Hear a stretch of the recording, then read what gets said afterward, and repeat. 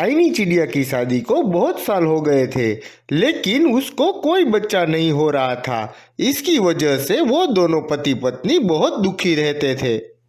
Robin जी, मेरी दोस्त को भी बच्चे नहीं हो रहे थे, तो वो एक डॉक्टर हरी तोता के पास गई और उनकी दवाई से आज उसको 4 अंडे हुए। आप मुझे भी डॉक्टर हरी तोता के पास ले जाइए ना। ठीक है टाइनी, मैं कल ही तुम्हें उस डॉक्टर के पास ले जाऊंगा। दूसरे दिन टाइनी और उसका पति डॉक्टर हरी तोता के पास जाते हैं। चिंता की कोई बात नहीं है, मैं कुछ दवाई दे रहा हूँ। इससे टाइनी तुम जल्द से जल्द अंडे दोगी और तुम दोनों मम्मी और पापा बन जाओगे। डॉक्टर साहब, आपका बहुत बहुत शुक्रिया। ये कहकर वो दोनों दवाई लेके अपने घर चले जाते हैं और इस बात को कुछ दिन बीत जाते हैं। रोबिन जी, ये देखिए हमारे अंडे। आप बाप बनने वाले हो। उस डॉक्टर की दवाई ने बहुत ही अच्छे से काम किया है। वाह टाइनी, ये तो तुमने बहुत अच्छी खबर सुनाई है। मैं अभी डॉक्टर हरी तोता को मिठाई का डब्बा देके आता हूँ। रोबिन बहुत खुश होके डॉक्टर को मिठाई का डब्बा देने चला जाता है। टाइनी अपने दोनों अंडों का ध्यान रख रही थी। तभी वहाँ सुंदरी कौवी आती है। अरे वाह टाइनी, बहुत दिनों बाद आखिरकार तुम माँ बनने वाली हो। लेकिन ध्यान रखना अपने अंडों का। यहाँ एक चील है जो पक्षियों के अंडों को चुरा के खा जाती है। अच्छा हुआ सुंदरी बहन, तुमने मुझे सतर्क कर दिया। मैं अपने अंडों का बहुत ध्यान रखूंगी और इनको छोड़ के कहीं नहीं जाऊंगी। चलो ठीक है टाइनी, अब मैं चलती हूँ। मैंने भी अंडे दिए हैं। मैं बाहर आई हूँ, इसलिए मेरे पति घर पे अंडों का ख्याल रख रहे हैं। उनको काम पे जाना होगा। ठीक है सुंदरी बहन, तुम जाओ। सुंदरी कौवी वहाँ से अपने घर जाती है और देखती है कि चील उसके अंडों को एक पोटली में डाल के वहाँ से भाग रहा था। वो उसके पीछे जाती है और चिल्लाती है, चील रुको, मेरे अंडों को छोड़ दो। कौवी, मेरा पीछा छोड़ दो, तुम मेरे जैसे तेज नहीं उड़ पाओगी। अरे ये तो सुंदरी कौवी चील के पीछे जा रही है। जरूर इस चील ने सुंदरी के अंडे चुराए हैं। मुझे कुछ करना होगा। टाइनी एक पत्थर लेके उस चील को मारती है और चील नीचे सीधा पानी में गिर के बह जाता है। शुक्रिया बहन, आज तुम नहीं होती तो ये चील मेरे अंडों को लेके भाग जाता। वो दोनों पोटली खोल के अंडों को बाहर निकालते हैं, लेकिन उस पोटली में से बहुत सारे अंडे निकलते हैं। बहन, इसमें से तुम्हारा अंडा कौन सा है? ये तो मुझे भी नहीं पता। सारे अंडे दिखने में एक जैसे ही है। अब मैं क्या करूंगी? अब तो एक ही रास्ता है। इन अंडों में से बच्चे बाहर आएंगे, तभी पता चलेगा कि कौन सा बच्चा तुम्हारा है। लेकिन दूसरे बच्चों का हम क्या करेंगे? उन्हें हम ऐसे ही नहीं छोड़ सकते। बात तो सही है तुम्हारी। ठीक है, तुम उन बच्चों में से मुझे आधे बच्चे दे देना। मैं उन्हें अपने बच्चों के साथ पाल के बड़ा करूंगी। तुम्हारा बहुत शुक्रिया बहन। अब चलो इन अंडों को वापस पोटलियों में भर दो। मैं इन्हें अपने घर ले जाती हूँ। टाइनी इतने सारे अंडों में से अपने अंडे भी नहीं पहचान पा रही थी।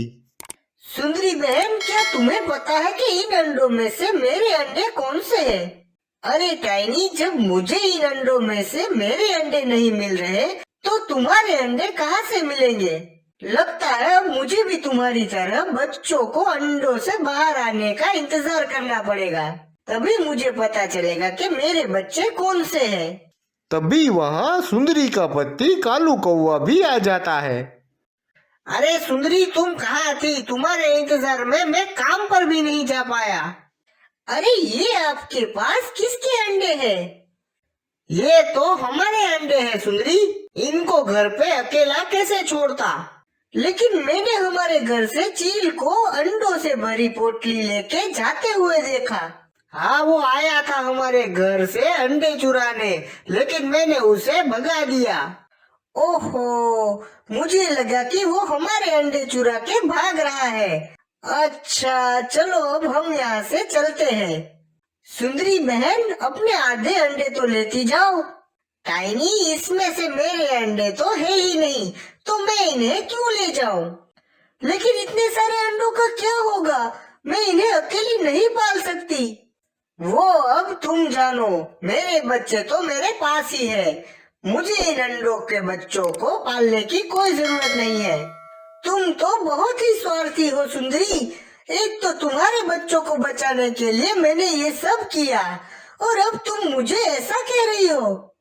देखो टाइनी, मेरे अंडे मेरे पास है, तुम्हारे अंडे इन अंडों में मिल गए हैं। अब मुझे इन अंडों से कोई लेना देना नहीं है। मैं चलती हूँ। चलिए कालू जी, यहाँ से चलते हैं। ये कहकर सुंदरी वहां से अपने पति के साथ चली जाती है। थोड़ी देर बाद टाइनी का पति रॉबिन घर वापस आता है। अरे टाइनी, हमारे तो सिर्फ 2 ही अंडे थे, तो इतने सारे अंडे कहाँ से आए? ए जी, मेरे साथ सुंदरी कौवी ने धोखा किया है। टाइनी ये सारी बात अपने पति को बताती है। कोई बात नहीं टाइनी, तुम चिंता मत करो, हम दोनों साथ मिलके इन बच्चों को पालेंगे।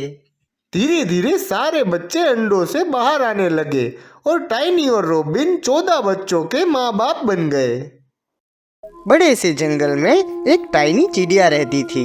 उसने अपने घोंसले में 2 अंडे दिए थे, लेकिन अचानक ही जंगल में बहुत ही तेज बारिश और तूफान आ जाता है। हे भगवान, ये तूफान तो मेरे अंडों को घोंसले से नीचे गिरा देगा। मुझे तुरंत ही इन्हें किसी सुरक्षित जगह पर ले जाना होगा। टाइनी अपने अंडों को लेके अपनी पड़ोसन सुंदरी कबूतरी के घर जाती है।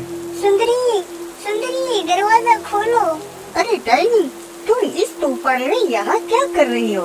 सुंदरी बहन, मुझे तुम्हारी मदद चाहिए। तुम्हें तो पता ही है, मेरे पास घर नहीं, केवल एक घोंसला ही है। क्या तुम तूफान रुकने तक मेरे अंडों को अपने घर में रखोगी? टाइनी बहन, मुझे माफ करो। मेरे घर में पहले से ही मेरे 3 बच्चे रहते हैं, इसलिए तुम्हारे अंडों को कहाँ रखूंगी? मेरे घर में जगह ही नहीं है। ये कहकर सुंदरी अपने घर के अंदर चली जाती है और बेचारी टाइनी निराश होकर वहाँ से आगे बढ़ती है। अब टाइनी अपनी दोस्त लाली कौवी के पास मदद मांगने जाती है। लाली, लाली, दरवाजा खोलो। क्या हुआ टाइनी? क्यों चिल्ला रही हो और इतनी परेशान क्यों हो तुम? लाली, प्लीज मेरी मदद करो। इस तूफान में अगर मेरे अंडे बाहर रहे तो टूट जाएंगे। कृपया इन्हें तुम्हारे घर में रख लो। तूफान थमते ही मैं इन्हें यहाँ से ले जाऊंगी। नहीं, मैं इन अंडों को मेरे घर नहीं रख सकती। मेरा पति बहुत गुस्से वाला है। अगर मैंने इन अंडों को मेरे घर में रखा तो वो मुझे भी घर से बाहर निकाल देगा। बहन, बस एक बार मेरी मदद कर दो। मैं तुम्हारा ये एहसान पूरी जिंदगी नहीं भूलूंगी। मुझे माफ कर दो टाइनी। ये कहकर लाली भी घर के अंदर चली जाती है और बेचारी टाइनी बहुत परेशान हो जाती है और आगे बढ़ती है। थोड़ी ही दूरी पे बहुत तेज तूफानी हवा चलने लगती है और उसका एक अंडा फिसल कर टूट जाता है। हे भगवान, मेरा बच्चा इस दुनिया में आने से पहले ही चला गया।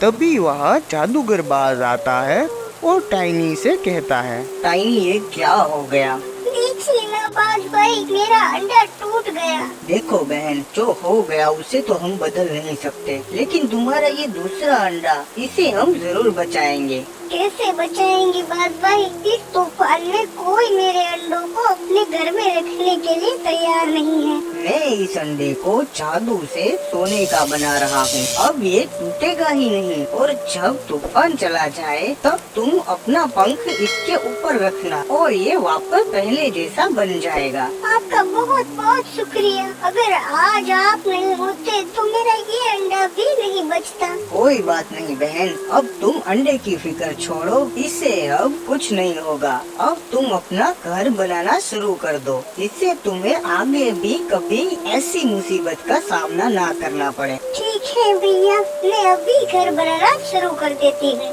अब टाइनी सोने के अंडे को अपने घोंसले में रख के अपना घर बनाने के काम पे लग जाती है। धीरे धीरे तूफान भी थम जाता है और बाजू के पेड़ पे कालू कौवा आता है और सोने का अंडा वो देख लेता है। मुझे तो मेरी आंखों पे यकीन नहीं हो रहा, ये तो सोने का अंडा है। टाइनी का ध्यान नहीं है, चलो इसे चुरा लेता हूँ, फिर इससे बेचकर बहुत पैसे कमाऊंगा।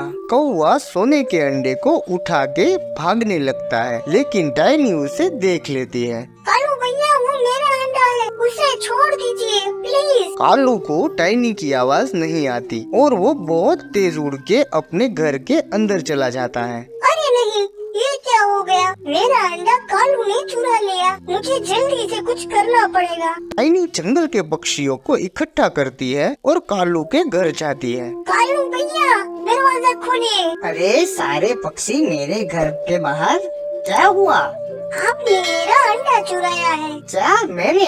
तुम्हें कोई गलत फहमी हुई है, ये सोने का अंडा मेरा है। झूठ मत बोलिए कालू भैया, ये अंडा मेरा है। अच्छा, तो तुम्हारे पास क्या सबूत है? आप मुझे अंडे के पास जाने दीजिए, अभी मैं दूध का दूध और पानी का पानी कर दूंगी। नहीं नहीं, ये अंडा बहुत कीमती है, कहीं तुम इसे लेके भाग गई तो?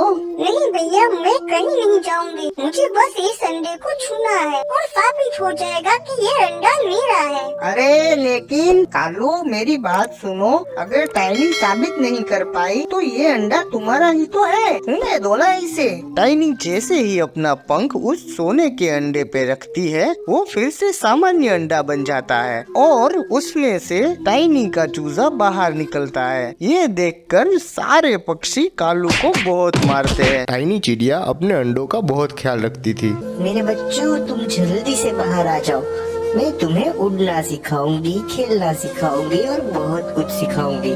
हम लोग हमेशा साथ रहेंगे।